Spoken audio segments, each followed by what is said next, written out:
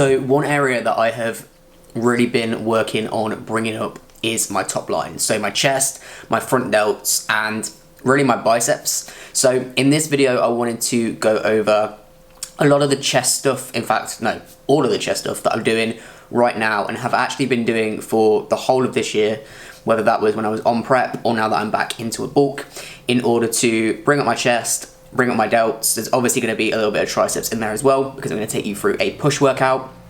But the majority of this is going to be focused on what I'm doing to build a bigger chest, in the hopes that if this is an area that you are looking to bring up, then this video is going to help. So I'm going to drink my pre-workout caffeine choice of coffee.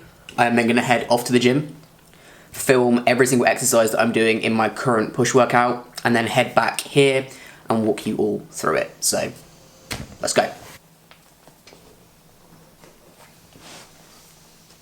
Okay, past workout Sam is here. Let's take a look at the clips for today. So this is my current push workout, and it is exactly the same push workout that I have been doing for the entirety of 2024. So this saw me through my prep, and it is now seeing me through my bulk. Starting out with a machine chest press, and when it comes to programming, for me, I like to be as specific as possible. The reason that I go to this gym is because of the access to some of the incredible equipment here. So this is a Nautilus Nitro chest press. If you aren't like me and aren't a big gym kit nerd, don't worry. If you wanted to copy the workout that I'm doing and you don't have access to this exact bit of kit, don't worry. Machine chest press is what we're starting with. We're going for 3 sets on here in total. All of my training is to failure. That's how I do things. So in terms of the actual volume across the whole of the week, it's not like super high sets. I'm not doing like 4 or 5 sets on everything. Most things are 3 sets. Some things are 4, but everything is taken to failure. So I'm going until I can't go anymore. With a chest press machine, a couple of things to look for is, 1, it arcs up, so your hands finish slightly higher than they started. That's always a nice one because it's moving with the natural path of the arms.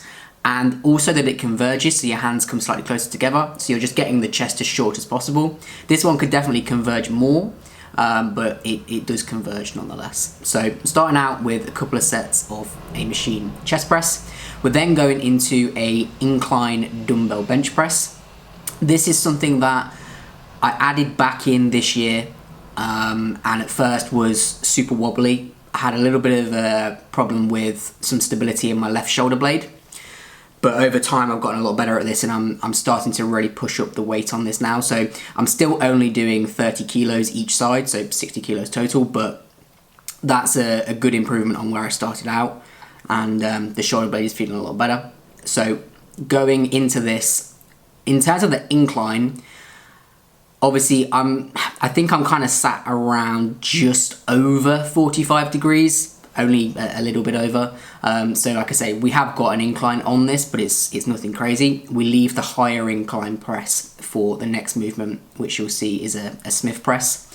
In terms of overall volume, so the amount of sets that I'm doing for chest each week, it's 15 at the minute. So on my push workout, I've got 3 sets on the first press, 3 sets on the incline press that you're watching now, and then 3 sets on the Smith press, which you'll see in a second. So 9 in the first one. And then I've also got an upper body session where I'm doing 6 sets. So on that, I've got 3 sets on a machine press and 3 sets on a pec deck. So overall at the minute, like I say, the amount of sets isn't like crazy high, but it's making sure that I take everything to failure and that I'm progressively overloading everything each week.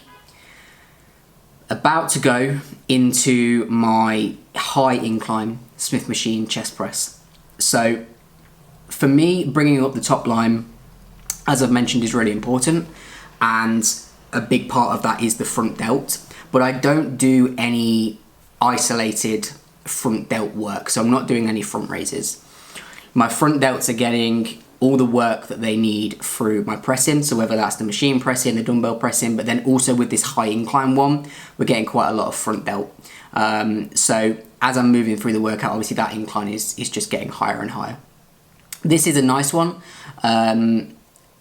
With the Smith, Obviously, we've got a lot more stability than just using a barbell. Obviously, the barbell is something that I feel like people have kind of gone all over with. At first, like, barbell bench press was the god of building the chest. Then people were anti-barbell bench press. I always say to people, if you don't have to do a barbell bench press, if you've got access to a Smith machine, most people are probably going to be better off with a Smith press if they're looking to, like, if the goal is hypertrophy and they're not looking to become a powerlifter. But there are people who, for example, I've got a client who works out from home, and for them, they've got access to dumbbells, bands, and a barbell. So we do a barbell bench press, and you know, their shoulders aren't gonna die doing it because we're making sure that we've got them set up and using it effectively. But again, if you've got a Smith, most people are probably going to benefit more from a Smith press than a barbell press. But it's completely up to you. So far, for the chest portion of the push workout, we have got 3 sets on the machine press, 3 sets of an incline dumbbell press, and then 3 sets of a high incline Smith machine press. Going into the next exercise, so we've done all of our chest work for this push session. Because chest is sort of the main area that I'm really trying to bring up in this workout, that's why I've got all 3 of those presses in there first. I may as well do them while I'm fresh, and then we can go into some side delt work. Side delts for me have always been genetically quite a strong area, so it's not something that I need to do tons and tons of sets on a week in order to see a huge amount of growth. Generally my side shots are pretty good. It's always the front ones that I feel like I'm lagging in. So when I pose, when I did my photo shoot, I did quite a lot of side on shots because it's where I'm looking bigger. Hence the want to bring up the front shots. So my side delt work at the minute is 8 sets a week of this exercise. That's literally it. Don't do anything else. Just take this one to failure. It's a nice one for me. Again, I mentioned that I had some issues with some stability around the left shoulder joint. More specifically, there was a problem with some of the muscles not stabilizing properly around the shoulder blade. So side raises was something that I had a little bit of trouble with. So when I was working with my coach before, we put in this exercise. We found that it was the one that was working the best for me in terms of not giving me any aggro and also just keeping my side delts growing. So this is a incline lying cuffed lateral raise. If you can set it up right, it's a great exercise to add in. You'll really feel the burn from it. At no point is your side delt getting any kind of a break, for example, like it would with a dumbbell side raise. Into arms. So I have 2 tricep exercises in this push workout. I have a machine tricep press and I have a single arm overhead cable tricep extension.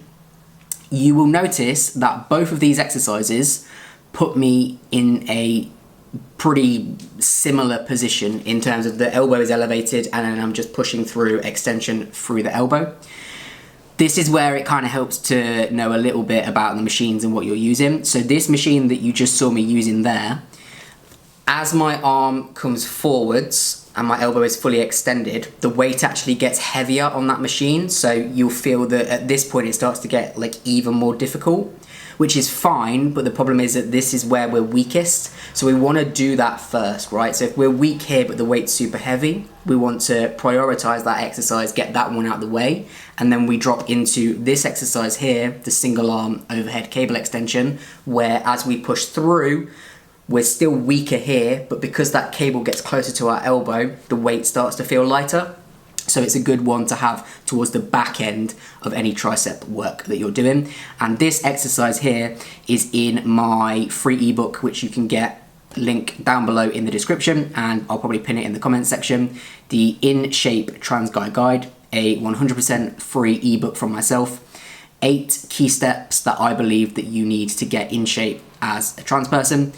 A lot of the time people like to play on the whole, you need to do loads of different things if you're trans in order to get in shape, and that is not what this ebook is pushing at all. It is just the fact that the people that I work with, the people that follow me are trans. There's some stuff in there that we as trans guys care more about, like our hips, for example, our chest.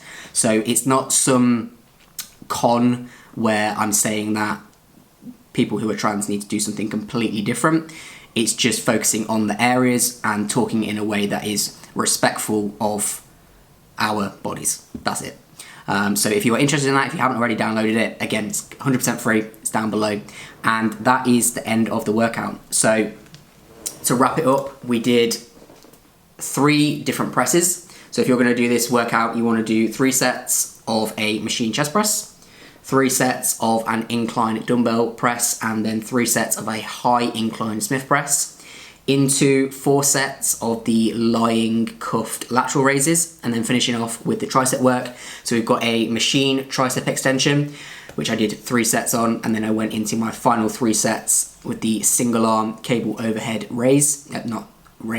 extension, where we did 3 sets there. The setup of that can be a little bit of a tricky one, and again, that exercise, there's a guide on the form for that in that ebook, along with 3 other arm exercises that I think that it's pretty important that you do if you're looking to grow the biceps and triceps. So if you're going to give that workout a go, let me know. Tell me how you get on with it in the comments down below. Any questions, fire them over, and I will see you all in the next one.